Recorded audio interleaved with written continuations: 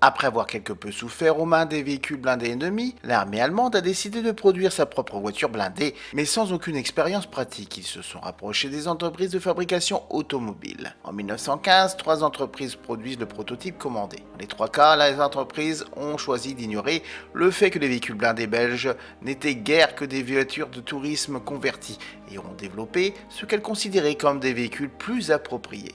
En conséquence, les 3 prototypes étaient des véhicules massifs, dont le plus grand était le Bossing A5P. Ce véhicule utilisait une disposition double conduite, qui pouvait au moins présenter une garde au sol tactiquement utile. Les modèles Earhart et Daimler étaient très similaires. Les deux ont placé le moteur à l'avant, entouré d'un blindage, et avaient un grand corps en forme de boîte à l'arrière, avec une tourelle ou des coupoles sur le dessus. Tous deux avaient une apparence maladroite et étaient beaucoup trop lourds pour l'accomplissement efficace des tâches opérationnelles que l'armée allemande leur demandait.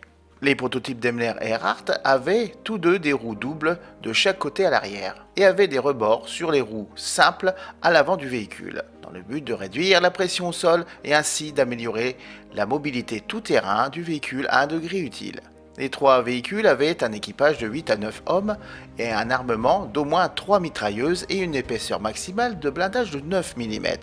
Avec quelques conversions, les 3 véhicules furent regroupés en une seule unité et envoyés d'abord sur le front de la Baltique, puis de l'Ouest. Les conditions sur le front étaient si mauvaises que les automitrailleuses ne purent accomplir que très peu de choses, et ils furent finalement déployés sur le front russe, où ils purent au moins utiliser leur mobilité avec un certain succès. Mais un besoin de plus de véhicules se faisait ressentir. Earhart a été contacté pour construire 20 autres véhicules.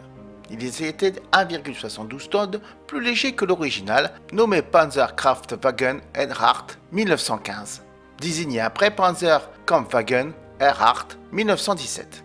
Ils ont eu un blindage frontal révisé et ont été envoyés sur le front de l'Est et ont servi jusqu'à la fin des hostilités. Contre les Roumains, les véhicules ont eu peu de succès. Ensuite, ils ont été convertis pour des missions de police nationale. Ils ont eu tellement de succès dans leur rôle que 20 véhicules supplémentaires ont été commandés et produits en 1919. Le V4 était considéré comme ce que la police interne exigeait, car la hauteur lui donnait la capacité de dominer les foules et d'offrir une unité de police un meilleur contrôle des émeutes. Les véhicules n'ont jamais été en mesure de faire une grande impression tactique, et donc la conception est peu connue et peu de détails opérationnels ont survécu. Bien que de nombreux Earhart V4 survivants ont été encore utilisés par la police allemande jusqu'en 1939, aucun n'a été conservé aujourd'hui.